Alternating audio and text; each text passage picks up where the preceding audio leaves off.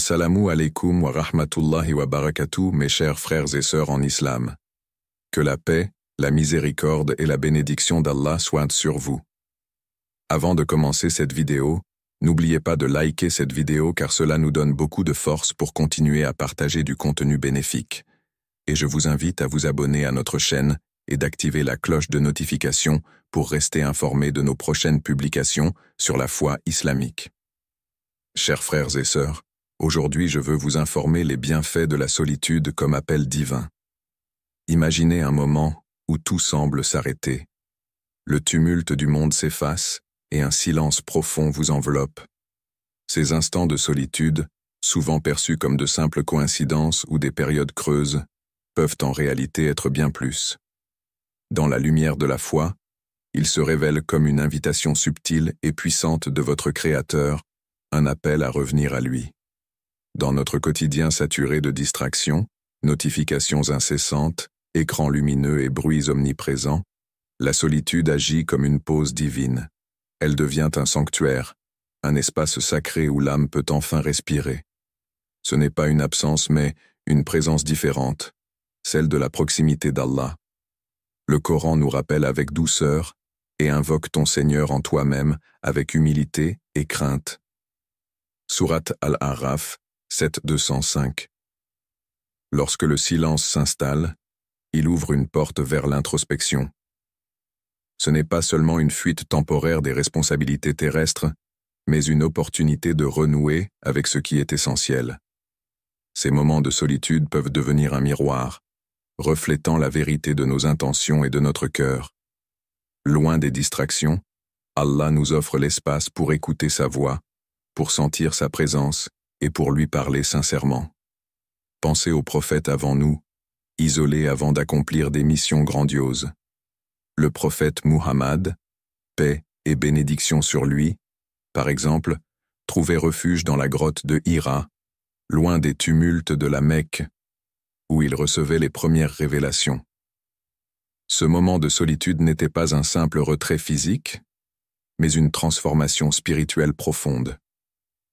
Peut-être qu'en ces instants solitaires de votre propre vie, Allah prépare également votre cœur pour une mission spéciale. Ainsi, la solitude devient un rendez-vous sacré avec le Très-Haut. Elle nous éloigne du bruit du monde pour nous rapprocher de sa lumière. Ce n'est pas un vide à fuir, mais une invitation à embrasser. Chaque moment passé dans cette retraite intérieure peut devenir une source de force, une étape sur le chemin de la foi. Alors, la prochaine fois que vous vous retrouverez seul, rappelez-vous, ce n'est peut-être pas un hasard mais un appel divin à revenir vers celui qui ne nous abandonne jamais. Exemple prophétique. À travers les âges, les prophètes ont été des modèles de guidance et de foi. Leurs récits, empreints de moments de solitude, nous enseignent que ces périodes d'isolement ne sont jamais fortuites, mais bien des préparations divines à des missions extraordinaires. Dans cette section, explorons comment la solitude a façonné le destin des prophètes Muhammad et Moussa, que la paix soit sur eux. Le prophète Muhammad, paix et bénédiction sur lui, est l'exemple parfait de la profondeur spirituelle que l'isolement peut offrir. Avant la révélation du Coran, il avait l'habitude de se retirer dans la grotte de Hira, un endroit isolé loin du tumulte de la Mecque. Là, il méditait, réfléchissait et cherchait un sens à l'univers. Ce refuge devint le lieu où Jibril, l'ange Gabriel, lui apparut pour la première fois avec les paroles divines « Lis, au nom de ton Seigneur qui a créé ». Sourate Al-Alaq 96:1. Ce moment de solitude marqua un tournant non seulement dans sa vie, mais aussi dans l'histoire de l'humanité. Ce n'était pas une simple pause dans la routine quotidienne, mais une purification de l'âme, une ouverture spirituelle qui le préparait à recevoir la mission prophétique et à transformer le monde. De même, le prophète Moussa, que la paix soit sur lui, vécut une expérience similaire lorsqu'il gravit le mont Sinaï, seul, pour rencontrer Allah. Cet isolement extrême, loin des distractions humaines, fut le cadre où Allah lui parla directement et lui confia les commandements divins. Et nous convoquâmes Moïse pendant 30 nuits, et nous les complétâmes par 10 autres. Sourate Al-A'raf 742. Cette solitude était bien plus qu'un test physique. C'était une immersion spirituelle qui renforça sa foi et le prépara à guider les enfants d'Israël. Elle lui apprit que la proximité avec Allah demande parfois de s'éloigner des influences extérieures pour entendre clairement sa voix. Ces exemples prophétiques nous montrent que la solitude, loin d'être une faiblesse ou un abandon, est en réalité une bénédiction déguisée. Elle permet à l'âme de se fortifier, de se purifier et de s'armer pour des défis plus grands. Pour nous, croyants modernes, ces récits sont des leçons précieuses. Peut-être qu'à travers vos propres moments de solitude, Allah vous prépare également à une mission spéciale. Dans ces instants, souvenez-vous des prophètes. Leur solitude était des rencontres sacrées avec Allah, des étapes nécessaires à leur destinée. Et peut-être, dans le silence de votre cœur, se cache aussi une opportunité divine de transformation. Les bénédictions de la solitude. La solitude, lorsqu'elle est vécue avec intention et foi, devient une source inestimable de bénédictions. Dans ces moments d'isolement, l'âme trouve un espace pour s'élever, se purifier et renouer avec ce qui est véritablement essentiel, notre lien avec Allah. L'une des premières bénédictions offertes par la solitude est le renforcement du lien avec Allah. Dans le silence, loin des distractions du monde, le croyant peut prier avec une sincérité plus profonde, méditer sur les signes d'Allah et ressentir sa présence. Le prophète Muhammad, paix et bénédiction sur lui, a enseigné « Invoquez Allah en vous-même avec humilité et crainte ». Sourate Al-Araf 7:205. Ces instants de calme permettent à l'âme de s'aligner avec la volonté divine, de se concentrer sur l'essentiel et de s'ouvrir à une connexion spirituelle intense. Le silence devient alors un pont vers le divin, où chaque prière devient une conversation intime avec le Seigneur des mondes. La solitude offre également une opportunité précieuse pour une réflexion personnelle sincère. Dans le tumulte de la vie, il est facile de se perdre dans les responsabilités et les attentes des autres. Mais dans l'isolement, le croyant peut examiner ses intentions, évaluer ses actions et ajuster son cheminement spirituel. C'est un moment de purification du cœur, où l'on peut se demander « Suis-je vraiment sincère envers Allah? Suis-je sur le bon chemin ?»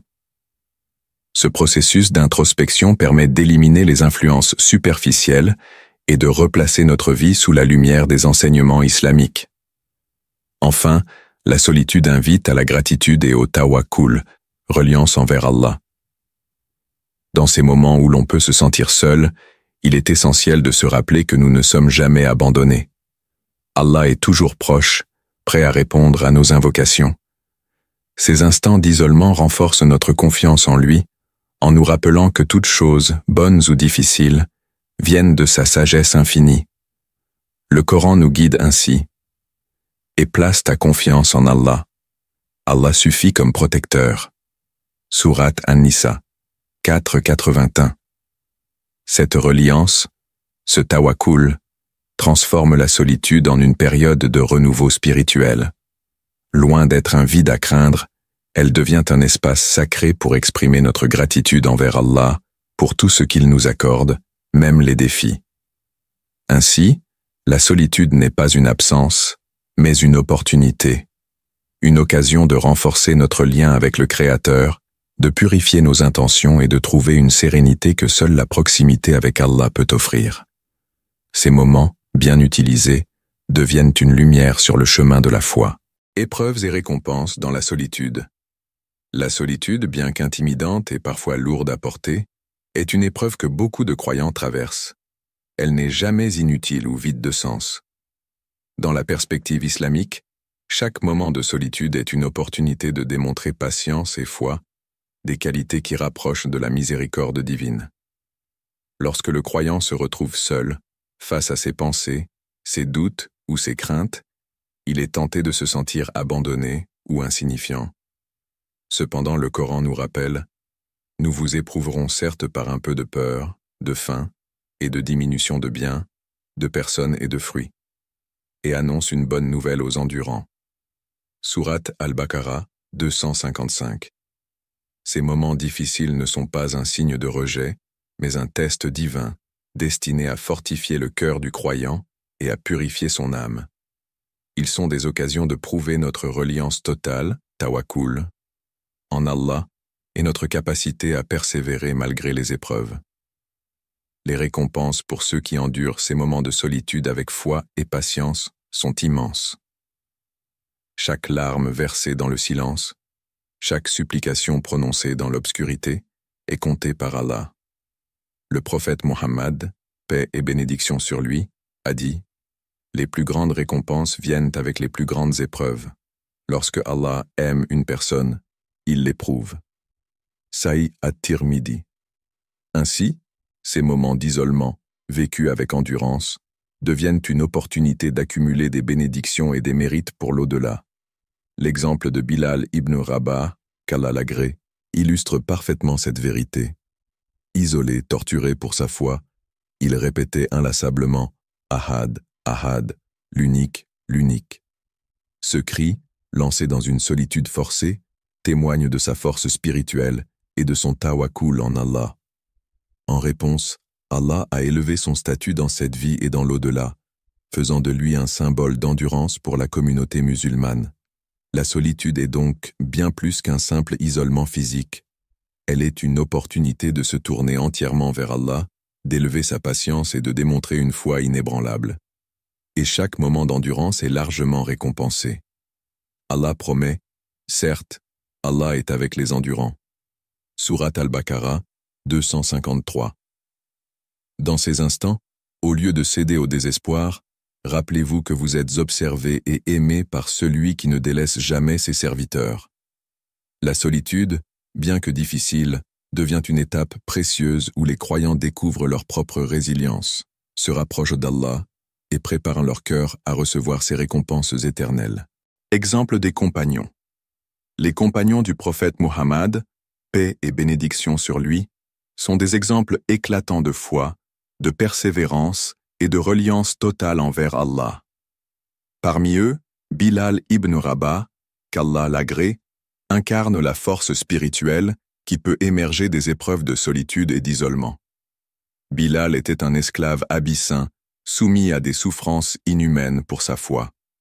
Son maître, outré par sa conversion à l'islam, le torturait cruellement dans l'espoir de briser son esprit. Attaché au désert brûlant, une lourde pierre sur la poitrine, il était laissé seul, exposé à la chaleur étouffante et à l'isolement absolu. Pourtant, dans ces moments d'extrême détresse, Bilal répétait inlassablement « Ahad, Ahad, l'unique, l'unique ». Ce cri simple mais puissant n'était pas seulement une proclamation de foi, mais un rappel que, même dans l'abandon apparent, Allah était avec lui. Loin de céder à la douleur ou à la peur, Bilal trouva dans cette solitude forcée une opportunité de fortifier son tawhid, l'unicité d'Allah, et de prouver son endurance face à l'oppression. Sa persévérance inspira non seulement les autres compagnons, mais devint également un témoignage vivant de la puissance de la foi. Allah, dans sa miséricorde, envoya Abu Bakr, qu'Allah l'agrée, pour racheter Bilal et le libérer de cette captivité. Ce moment de libération marqua le début d'un nouveau chapitre dans la vie de Bilal, où il continua de servir l'islam avec courage et dévotion, devenant le premier muezzin de l'islam. L'histoire de Bilal ibn Rabah nous enseigne que la solitude et les épreuves, même dans leurs formes les plus extrêmes, ne sont jamais dépourvues de sens. Elles sont des tests divins, des opportunités de renforcer la foi et de démontrer une reliance totale envers Allah. Le Coran nous rappelle « Ne vous affligez pas et ne vous laissez pas abattre, vous serez les supérieurs si vous êtes croyants. » Sourate Al et Imran 339. Pour nous, croyants d'aujourd'hui, l'exemple de Bilal reste une source d'inspiration. Dans nos propres moments de solitude ou d'épreuve, nous pouvons puiser dans son histoire la force de persévérer et de nous rappeler qu'Allah est toujours proche. Ces épreuves, loin de nous briser, sont des occasions de grandir, d'affirmer notre foi et de marcher sur les traces des compagnons qui ont consacré leur vie à Allah. Défis modernes liés à la solitude. Dans notre époque hyper connectée, la solitude, autrefois naturelle et accessible, est devenue un luxe rare. Les distractions sont omniprésentes, notifications incessantes, réseaux sociaux envahissants, et le rythme effréné de nos vies modernes. Ce tumulte constant rend difficile l'introspection et éloigne souvent les croyants de leur connexion spirituelle avec Allah. Le monde moderne nous pousse à remplir chaque instant de bruit et d'activité. Ce besoin constant de stimulation nourrit une crainte sous-jacente du silence et de la solitude, comme si ces moments de calme étaient synonymes de vide. Pourtant, la foi nous enseigne que la solitude n'est pas une absence, mais une présence différente, celle d'Allah. Le Coran rappelle cette proximité rassurante. Il est avec vous où que vous soyez. Sourate Al-Hadid 57:4. Pourtant, se recentrer dans un monde bruyant demande un effort conscient. La clé pour retrouver la sérénité de l'âme est de déconnecter intentionnellement. Cela commence par des gestes simples, éteindre son téléphone, limiter les interactions numériques inutiles et s'accorder des pauses loin de l'agitation. Ces moments de calme permettent aux croyants de se recentrer, de prier et de méditer sur la grandeur d'Allah. Par exemple, intégrer des habitudes comme une prière à l'aube, un temps de méditation après le travail ou une promenade silencieuse peut transformer la journée. Ces instants de recueillement offrent à l'âme un espace pour respirer, loin des attentes et des jugements du monde. Le prophète Muhammad, paix et bénédiction sur lui, a dit « Prenez le temps de vous reposer pour adorer Allah, car vos corps ont des droits sur vous. » Sahih Bukhari. Dans ce processus de reconquête de la solitude, il est également crucial de redéfinir nos priorités. Le croyant doit se rappeler que son existence n'est pas mesurée par les validations externes, mais par sa relation avec Allah. La solitude devient alors une opportunité de renouveler cette relation, de chercher le pardon et de se rapprocher du divin. Cependant, il est essentiel de faire preuve de discipline pour que ces moments de calme ne soient pas détournés par des distractions. En choisissant intentionnellement des lieux paisibles et des temps consacrés à la prière ou à la réflexion, le croyant peut transformer une solitude superficielle en une rencontre sacrée avec Allah. Dans un monde où tout semble éphémère, retrouver des moments de solitude est une manière de renouer avec l'Éternel. Ces instants, bien que discrets, nourrissent l'âme et offrent une lumière spirituelle qui guide le croc. Exemple des compagnons. Les compagnons du prophète Muhammad, paix et bénédiction sur lui, sont des exemples éclatants de foi, de persévérance et de reliance totale envers Allah. Parmi eux, Bilal ibn Rabah, qu'Allah l'agrée, incarne la force spirituelle qui peut émerger des épreuves de solitude et d'isolement. Bilal était un esclave abyssin, soumis à des souffrances inhumaines pour sa foi. Son maître, outré par sa conversion à l'islam, le torturait cruellement dans l'espoir de briser son esprit. Attaché au désert brûlant, une lourde pierre sur la poitrine, il était laissé seul, exposé à la chaleur étouffante et à l'isolement absolu. Pourtant, dans ces moments d'extrême détresse, Bilal répétait inlassablement « Ahad, Ahad », l'unique, l'unique. Ce cri simple mais puissant n'était pas seulement une proclamation de foi, mais un rappel que, même dans l'abandon apparent, Allah était avec lui. Loin de céder à la douleur ou à la peur, Bilal trouva dans cette solitude forcée une opportunité de fortifier son tawhid, l'unicité d'Allah, et de prouver son endurance face à l'oppression. Sa persévérance inspira non seulement les autres compagnons, mais devint également un témoignage vivant de la puissance de la foi. Allah, dans sa miséricorde, envoya Abu Bakr, qu'Allah l'agrée, pour racheter Bilal et le libérer de cette captivité. Ce moment de libération marqua le début d'un nouveau chapitre dans la vie de Bilal, où il continua de servir l'islam avec courage et dévotion, devenant le premier muezzin de l'islam. L'histoire de Bilal ibn Rabah nous enseigne que la solitude et les épreuves, même dans leurs formes les plus extrêmes, ne sont jamais dépourvues de sens. Elles sont des tests divins, des opportunités de renforcer la foi et de démontrer une reliance totale envers Allah. Le Coran nous rappelle: ne vous affligez pas et ne vous laissez pas abattre, vous serez les supérieurs si vous êtes croyants. Sourate Al et Imran 339. Pour nous, croyants d'aujourd'hui, l'exemple de Bilal reste une source d'inspiration. Dans nos propres moments de solitude ou d'épreuve, nous pouvons puiser dans son histoire la force de persévérer et de nous rappeler qu'Allah est toujours proche.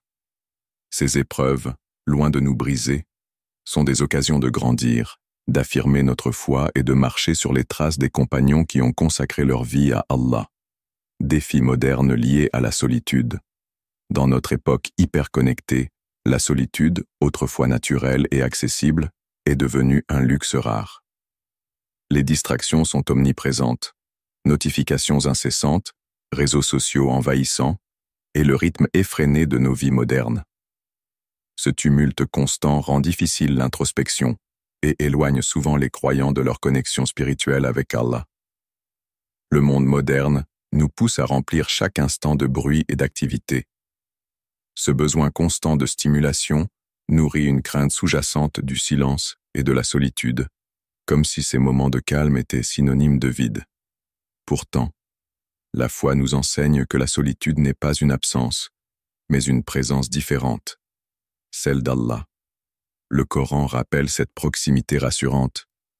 Il est avec vous où que vous soyez. Sourate Al-Hadid 57.4. Pourtant, se recentrer dans un monde bruyant demande un effort conscient. La clé pour retrouver la sérénité de l'âme est de déconnecter intentionnellement.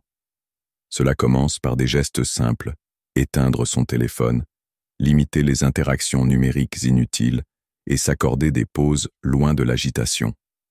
Ces moments de calme permettent aux croyants de se recentrer, de prier et de méditer sur la grandeur d'Allah.